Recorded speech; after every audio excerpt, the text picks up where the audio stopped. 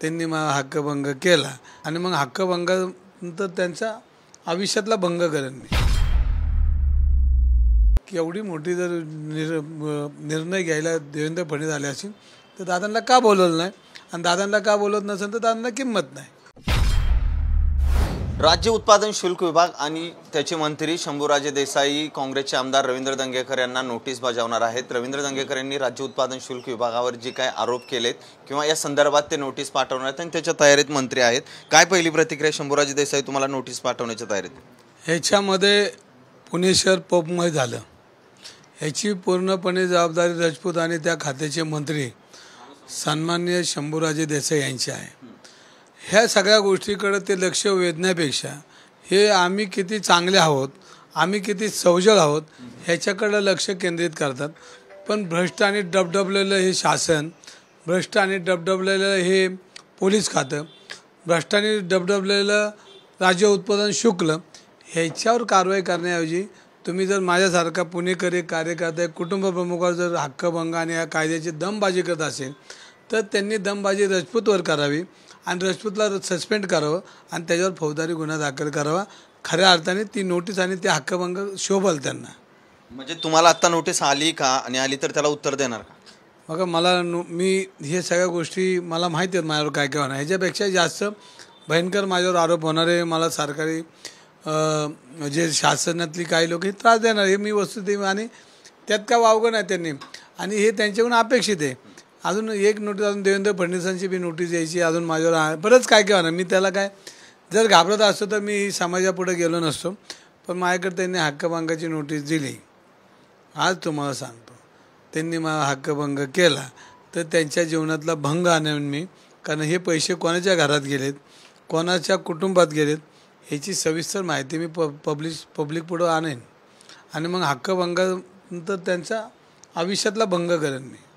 खरं तर या प्रकरणामध्ये 2 पोलीस निलंबित झाल्यानंतर काल ससूनच्या काही डॉक्टरांवर कारवाई केली, स्वतः अधिष्ठाता असणारे काळे यांनाही तात्पुरत्या रजेवर पाठवलं, यावर काय वाटते तुम्हाला? ह्याच्यामध्ये अजय तावरे चुकला म्हणून डीनवर कारवाई केली, पण पोलीस चुकले तर कोणावर कारवाई केली यांनी पहिलं उदाहरण दिलं पाहिजे। अजय तावरे चुकीचा वागला आणि तो वर्षानुवर्ष चुकीचा वागत होता, पण त्याच्यामध्ये जे तपास अधिकारी होते यांनी पैसे गुन्हा तपास दोन व्यापार केले तर खरा गुन्हा त्या तपास अधिकाऱ्यांवर झाला पाहिजे आणि मग तपास अधिकारी होत नाही तर ह्याला डिफॉल्टर कमिशनर आयुक्त त्यांना या पद्धतीचं शासन झालं पाहिजे आणि ह्याच्यामध्ये राज्य महसूल ते राजपूत साहेब म्हणजे ते तुमचं दारू काय ते खातं बी मला नाव येत नाही, हां राज्य उत्पादन ते शुल्क त्यांच्यावर कारवाई झाली पाहिजे आणि त्यांच्यावर नुसती कारवाई न होता त्यांच्यावर फौजदारी गुन्हा दाखल झाला पाहिजे आणि या सगळ्यांना लाईनीला जेलला ठेवलं पाहिजे आणि यांना जेलला ठेवल्याशिवाय या पुण्याला लागलेला काळिंबा पुसणार नाही।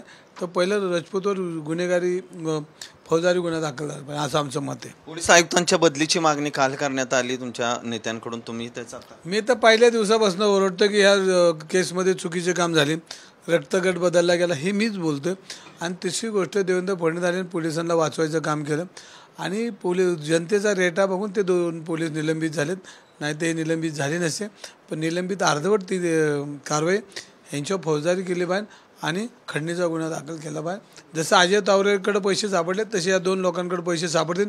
पोलीस यांना का वाचवत आहे आणि गृहमंत्री का वाचवतात ह्याचा मला प्रश्न पडलेला। यामध्ये एक आमदारी आहे त्या संदर्भात ही खरं तर चौकशी सुरू आहे, अजून त्या संदर्भात काही झालेलं नाही। अजित पवार गटाचे आमदार आता मी काल हेच म्हणलो की अजितदादा पवार हे पालकमंत्री आहेत, पण देवेंद्र फडणवीस ज्या दिवशी पुण्यामध्ये आले आणि पुण्याच्या पालकमंत्र्याला त्या मिटिंगला बोलवलं नाही म्हणजे ह्याचाच अर्थ की दादांना किती ते त्यांचा मान ठेवत असेल हे लक्षात येतं आहे। आता मी ते शब्द वापरत नाही कुठं दादांबद्दल, ते काय करतात ते, कारण ते मग त्यांना अवघड वाटतं काही लोकांना, पण आमच्या दादांची अवस्था तिथं काही चांगली नाही। एखादा उपमुख आणि हे त्यांच्या कार्यकर्त्यांच्या बी लक्षात आलं पाहिजे की एवढी मोठी जर निर्णय घ्यायला देवेंद्र फडणवीस आले असेल तर दादांना का बोलवलं नाही आणि दादांना का बोलवत नसेल तर दादांना किंमत नाही।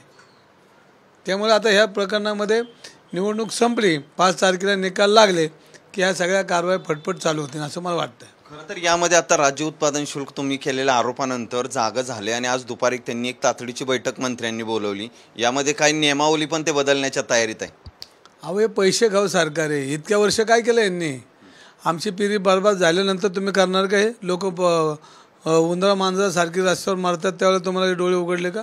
वर्षभर बोलतं पब बंद करा. मी आज आज पुण्यात नाही देशामध्ये हा विषय झाला आहे आणि लोक त्रस्त आहेत या पबला, ह्या संस्कृतीला त्रस्त आहेत आणि ह्याच्यामध्ये करोडो रुपयाचे हप्ते आणले जात होते मंत्र्यांना, म्हणूनच हे चालू होतं.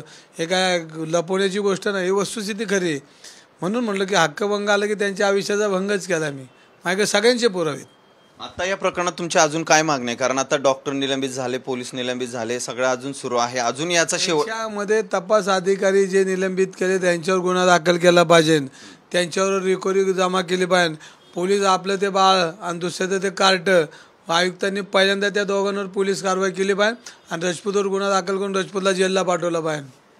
नक्कीच आपण पाहतोय की निलंबित अधिकाऱ्यांवर गुन्हा दाखल करा, तसेच जे काय राज्य उत्पादन शुल्क विभागाचे अधिकारी आहेत त्यांच्यावर कारवाई करा अशी मागणी केली. तसेच जर राज्य उत्पादन शुल्क विभागाने आपल्याला नोटीस पाठवली तर आपण त्याला योग्य उत्तर देऊ असंही त्यांनी या ठिकाणी सांगितलंय. कॅमेरामन सुमितसह सचिन जाधव, साम टीव्ही न्यूज, पुणे. देश विदेशातील प्रत्येक घडामोडींचे लाईव्ह अपडेट मिळवण्यासाठी आता साम टीव्हीच्या सर्व सोशल मीडिया प्लॅटफॉर्मला लाईक, फॉलो आणि सबस्क्राईब करा. तसंच सर्व नोटिफिकेशनसाठी बेल आयकॉन प्रेस करायला विसरू नका.